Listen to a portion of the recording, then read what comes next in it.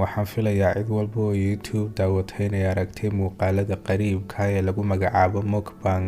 muuqaaladan qaabkoodu waa in qofku uu soo hor fadhiisto kamarada horteeda isagoo soo qaadanaya xaddi aad u badan oo cuntaa, kadibna uu bilaabay inuu cuno cuntooyinkaas ilaa uu ka dhammeeyo ama uu ka dhargo.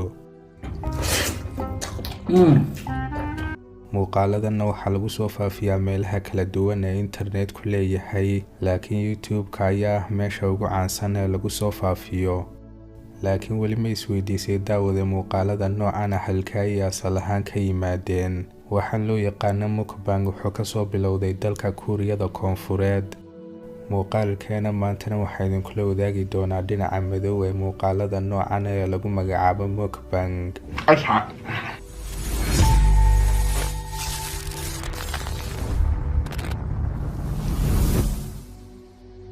iyadoo lagu tiriyo dalka Kuuriyada Koonfureed mid ka mid ah wadamada ugu quruxda iyo bilicda wanaagsan uguna horumarsan, laakiin haddana heerka dadka isla wadankaas dhexdiisu waa mid aad u sareeya. waxaana lagu sheegaa Kuuriyaanku inay yihiin shacabka ugu badan ee dareemaya kelinimada.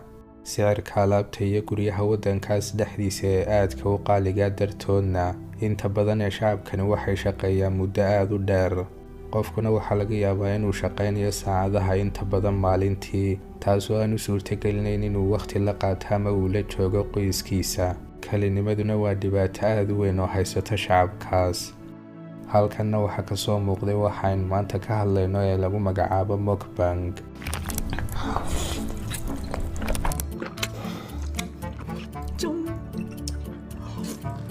sababaha ugu weyn ee caanka ka dhigay muuqaalada noocan waxaa ka mid ah kelinimada. inta uu qofku keligii wax cuni lahaa wuxuu shidanayaa muuqaal qof wax cunaya si uu u dareemo in qofkaasi uu la joogo uu wax la cunayo. isla markaasna dadka sameeya muuqaalada noocani waxay ka helaan lacago wanaagsan.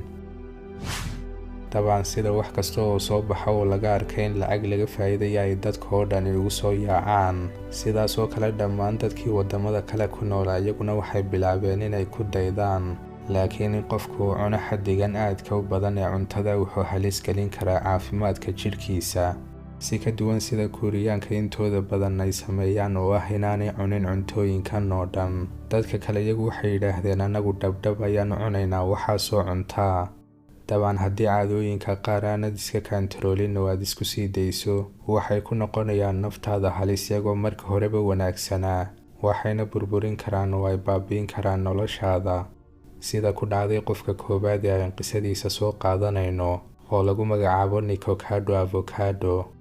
I have gained weight and I don't even know why. I don't know why. I have a fast metabolism. I'm noticing in my face. I'm noticing in my chest. I'm noticing in my stomach. Look at me. Look at me. I want to go back in time.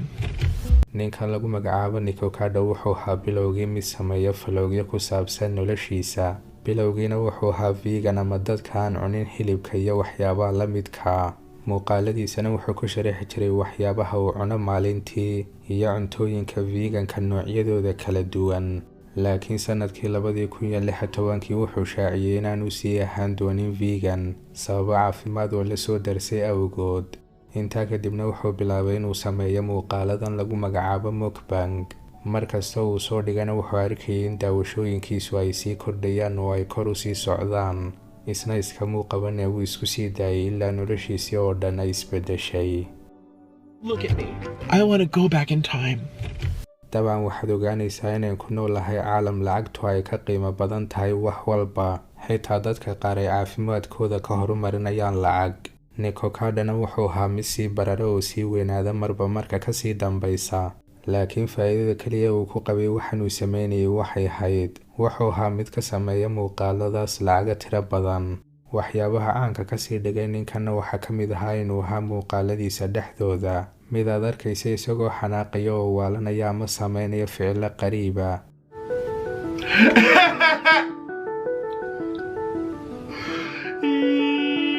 sidaa darteedna waxaa laga sameeyey miimis ama sawirro iyo muuqaalo qosala, laakiin isaga waxba kamay gelin. markasta oo miimiska laga sameynayaaba ay sii bataan waa markasta uu sii caanbaxo.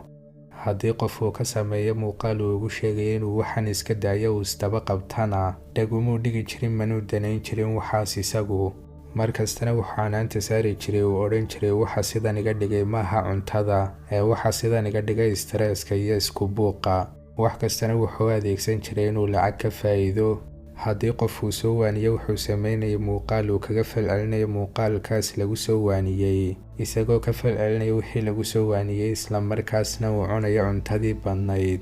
nasiib darrana kor u kaca aadka u weyn ee uu kor u kacay miisaankiisii wuxuu ku sababay inuu ku socdo gaadhi yar uu si fiican ugu socon kari waayo lugihiisa. haddaynu intaa kaga nimaadno sheekada ninkan, marka wax cusub uu adduunka u soo baxaba waxaa la dhasho oo la soo baxa sheekooyin iyo waxyaabo la fahmi waayo. qisada aan imika idinka sheekayn doonana waxaa lagu tilmaamaa qisadii ugu yaabka badnayd ee ka dhex dhacday caalamka mukbang. 11 bishii Maarch ee sanadkii 2018 waxaa kusoo biirtay YouTube-ka gabadh lagu magacaabo Kate Yap. gabadhani waxay ahayd mid samaysa muuqaalada mukbang waxaana soo muuqan jiray afkeeda iyo gacmaheeda oo keliya. bilowgiina cidi kamay shakiin arrinkeeda, laakiin marba marka kasii dambaysa waxaa laga arkayay wax qariiba oo ka dhex dhacaya muuqaaladeeda, sida inay si degdeg u cunayso oo aanay ku raaxaysanayn cunista cuntooyinka oo aad dareemaysa in lagu qasbayaba cunista cuntooyinka oo aanay rabin. dadkiina waxay kommentiyadii ku weydiiyeen inay nabad qabtay iyo in kale, laakiin muuqaaladeedii way kasii dareen kuwii hore. waxayna soo muuqatay muuqaal iyadoo dibinteedu ay dhaawacan tahay gacmaheedana ay nabara ka buuxaan.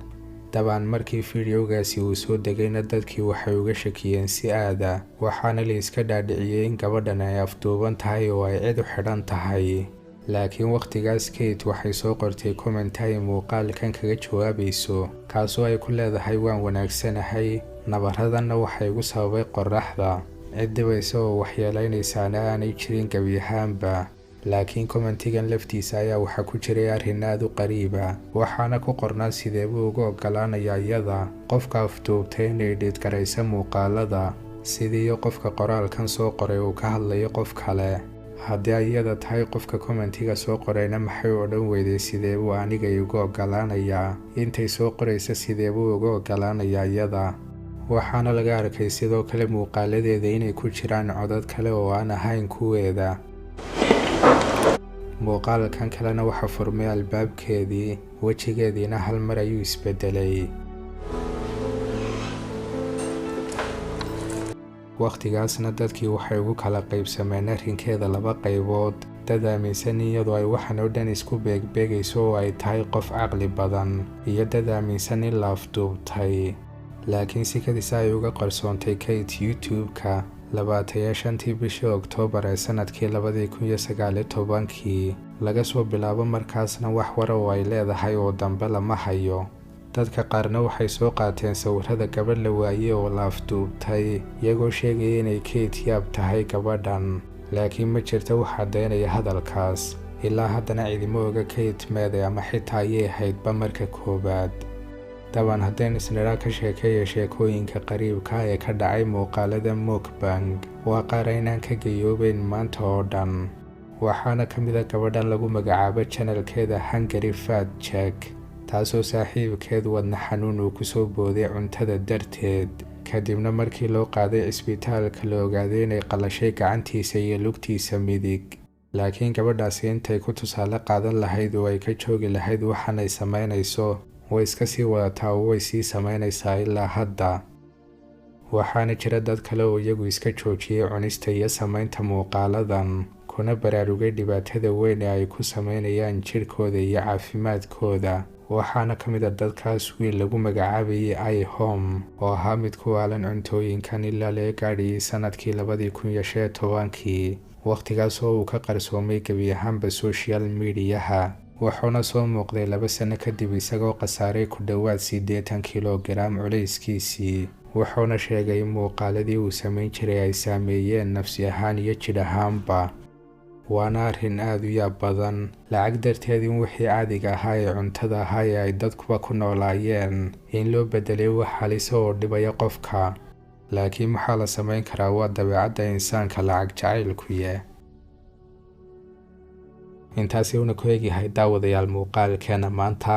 hayloobin hadduu ku qanciyay muuqaalku inaad like saarto, subscribe-na saar haddii aad ku cusub tahay channelkeena Ogaal Cusub. waad mahadsan tahay.